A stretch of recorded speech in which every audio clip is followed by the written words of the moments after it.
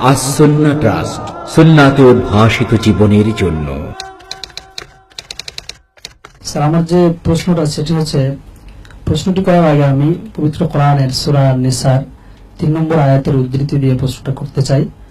মহান আল্লাহ সুবহানাহু ওয়া তাআলা পবিত্র কোরআনের সূরা আন-নিসার 3 নম্বর আয়াতে বলেছেন, ফানকিহু মা তাবা লাকুম মিনান নিসাই মাসনা ওয়া সুলাসা ওয়া রুবা', অর্থাৎ তোমরা তোমাদের পছন্দ মতো 2, 3 অথবা 4 জন নারীকে বিবাহ করো।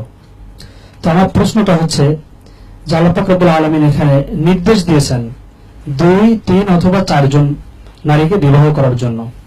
তো আমার প্রথম প্রশ্ন হচ্ছে, যদি কোনো ব্যক্তি একটা বিবাহ করেন তাহলে এই আয়াতের উপরে আমল করা হবে কিনা, এটা হচ্ছে প্রথম প্রশ্ন। আর দ্বিতীয় প্রশ্ন হচ্ছে যে পৃথিবীর কোনো নারী তার স্বামীর দ্বিতীয় বিবাহ হোক এটা মেনে নিতে পারেন না। তো সেক্ষেত্রে ওই নারী কিংবা নারী জাতি এই আয়াতকে অবমাননা করার কিংবা আয়াতের প্রতি বীতশ্রদ্ধা হওয়ার কারণে আল্লাহ পাক রব্বুল আলামিনের পক্ষ থেকে কোনো শাস্তির সম্মুখীন হবেন কিনা? ধন্যবাদ, খুব সুন্দর প্রশ্ন। প্রথম কথা হলো, তিনি এটা প্রশ্ন করেছেন অনুবাদ পড়ার কারণে। আরবি বাক্য শৈলী জানলে তোমরা বুঝতে, কোন শর্তের পরে যখন আমর আসে এটা ইবাহাতের জন্য, আমরের জন্য না। কথা বুঝেছো?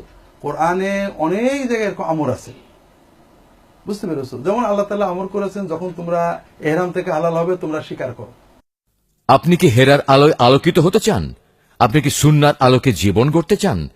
প্রফেসর ডক্টর খন্দকার আব্দুল্লাহ জাহাঙ্গীর রচিত কোরআন সুন্নাহ ভিত্তিক জীবন ঘনিষ্ঠ বইগুলো পড়ুন, সুন্দর জীবন গড়ুন। ইসলামী আকিদা, হাদিসের নামে জালিয়াতি, ইহয়াউস সুনান, রাহে বেলায়েত সহ আরো অনেক বই। কোরআন সুন্নাহর সাথে থাকুন, জীবন বদলে যাবে। যোগাযোগ আস-সুন্নাহ ট্রাস্ট, 01715400640। হ্যাঁ, তো স্বীকার করা ফরজ তো, ওয়াজিব তো, সুন্নত তো কিছুই না। অর্থাৎ আবাহা লাকুমুল সাইদ, কথা বুঝতে পেরেছো? অগণিত আছে, কোরআনে আছে, হাদিসে আছে। যখন কোনো একটা শর্তের পরে আদেশ করা হয় তখন এটা মূলত ইবাহাতের জন্য, তোমাদের জন্য বৈধ করা হলো। এটা মানে আমর মানে ইবাহাত, আমর মানে উজুব না। এখানে যেটা শরীয়তের পরিভাষায় আদেশ, যেমন মনে করো আমাকে কাপটা দিন, এটা আদেশও হতে পারে, অনুরোধ হতে পারে, অনুমতিও হতে পারে।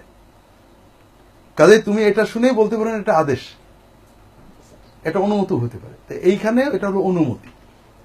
2 নম্বর কথা হলো, কেউ যদি এক বিবাহ করে, এটা তো এই আয়াত অনুযায়ী আমল করলো, কারণ এই আয়াতে আল্লাহ বলছেন ফাইন খিফতুম আল্লাহ তাআদিলু ফাওয়াহিদাতান আও মা মালাকাত আইমানুকুম। কাজেই যিনি এক বিয়ে করেন মূলত তিনি জানেন যে একাধিক বিয়ে সামলানোর আমার কোনো ক্ষমতা নেই। আর একাধিক বিয়ে আল্লাহ তাআলা বৈধ করেছেন, বিভিন্ন জায়গায় আসছে বারবারই। তৃতীয়ত হলো, তুমি যেটা প্রশ্ন করেছো এটা হলো মহিলার যে মূল প্রশ্নটা, যে মহিলারা যদি এটাকে সহ্য করতে না পারে গুনাহ হবে কিনা।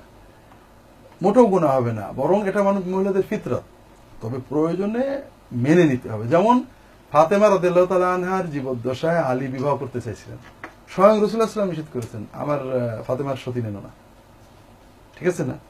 তাই বলবো নাকি রাসূলুল্লাহ সাল্লাল্লাহু আলাইহি ওয়াসাল্লাম এটা খারাপ কাজ করেছেন বা ফাতেমা খারাপ করেছেন? এটা তো মানবীয় ফিতরত। মানবীয় ফিতরতে যদি যেটা অপছন্দ হয় সেটাকে মানবীয় ফিতরতে, মানবীয় প্রকৃতিতে, সহজাত অনুভূতিতে যদি কেউ অপছন্দ করে, এর ভিতরে কোনো পাপ নেই। এটা তো একটা বৈধ ব্যাপার। বৈধ ব্যাপারে তুমি মনে করো দপ খাবে, অর্থাৎ গুইসাপের মতো একটা আরব জিনিস তুমি খেতে পারছো না, এটা গুণ হবে নাকি? তুমি বলে না ভাই আমি খাবো না, বাদ দাও, গুণ হবে নাকি? না, এটা তো মানবীয় প্রকৃতির ব্যাপার, বুঝেছো? এটাতে কোনো গুণ হবে না।